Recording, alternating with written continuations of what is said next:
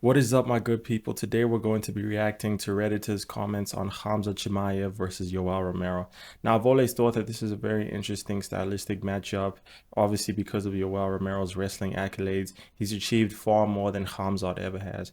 Last time I checked, Khamzat is a Swedish national champion, whereas Yoel Romero was an Olympic silver medalist. So on paper, Yoel is the better wrestler, but you know what they say. MMA wrestling and Olympic wrestling are two different things. They both come from freestyle wrestling backgrounds, but obviously Khamzat's one translated a lot better. And I also feel like Khamzat has a really good BJJ coach, and that's what helped him have such good top control as well as submissions. I mean, the way he secures them is crazy. And it goes beyond skill. I think he's also just so aggressive and relentless with it to a point where you will get submitted. And this has led a lot of people to pick Khamzat Chimaev, and rightfully so. And it's the reason why at least 80% of these Redditors, as well as the MMA community, probably are picking Khamzat to win. We have comments like this: Khamzat destroys, this isn't even close. This other guy says would probably look like the DDP fight.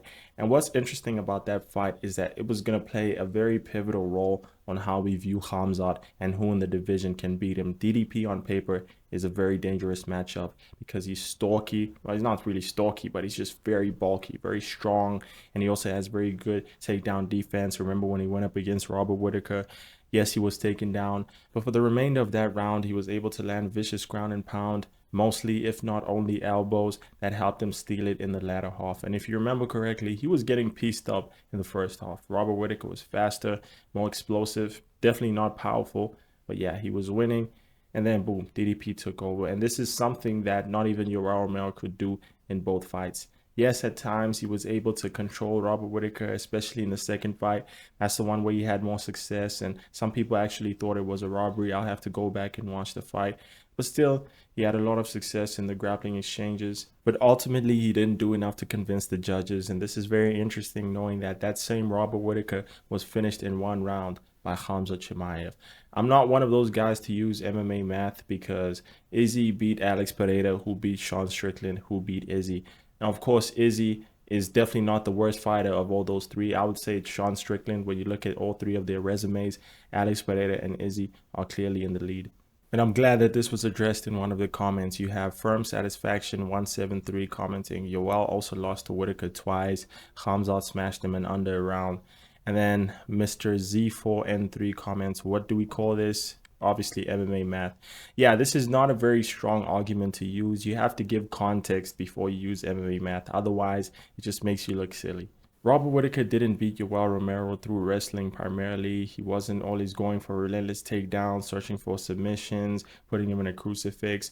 Sure, there was some grappling exchanges, but a lot of them were initiated by Yoel Romero, and Robert Whitaker's takedown defense was phenomenal. Anytime Yoel Romero would try anything, be it a variation of takedowns from the clinch, shots, advanced positions, it was like Robert Whitaker was two steps ahead.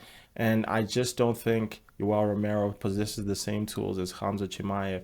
And when things were kept on the feet, Robert Whitaker was having a lot of success. I mean, he offers something different than the other middleweights. He's faster, he's smaller, he has a really good jab, a really good 1-2, and a really good 1-2 head kick. Some people like to call Robert Whitaker one-dimensional, which isn't far-fetched, but at the end of the day, good fighters like Yoel Romero, as well as a lot of his other title wins and notable wins, weren't able to figure that out. Yoel Romero in particular couldn't do it over the span of 50 minutes. So whether or not he's one-dimensional is irrelevant. He's still a very good fighter. And it's not about how dynamic you are, it's about what works. But I digress. Using MMA math in this instance just doesn't work because Robert Whitaker and Khamzat Chimaev are two completely different fighters. But let's look at the times when fighters implemented some of the tactics that Khamzat would have used. Take Derek Brunson, for instance. I don't think he's the most decorated wrestler, far less decorated than Yoel Romero, yet he was the one having more success in the grappling exchanges. He landed 3 takedowns. The first one, Yoel got up pretty much immediately. The second one looked very impressive. He got him from the body lock. I think Yoel was attempting a Kimura. Then Derek hoisted him up and slammed him on the ground. I was very impressed because Yoel is not a small middleweight, very physically strong, and he clearly has the grappling accolades. So that Derek Brunson was a very impressive one. The third one is the one that got my attention because Derek was able to complete his double leg and control Yoel for an extended period, landing some ground and pound. And some of those strikes were very hard.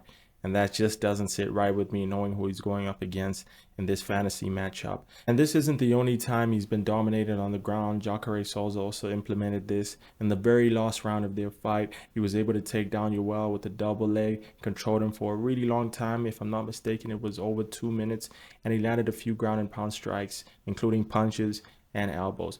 Chris Weidman wasn't really able to do much damage. I mean, Yoel got up almost immediately, and Chris was finished shortly after. Yoel Romero started MMA late, and perhaps he would have had more success had he started earlier. But with all the data we've been given about him in the UFC, I just don't think we can make the argument that he would beat Khamzat, despite the size advantage he may or may not have.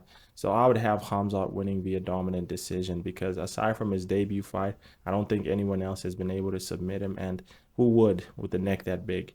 Anyway, you guys let me know what you think in the comments, and don't forget to like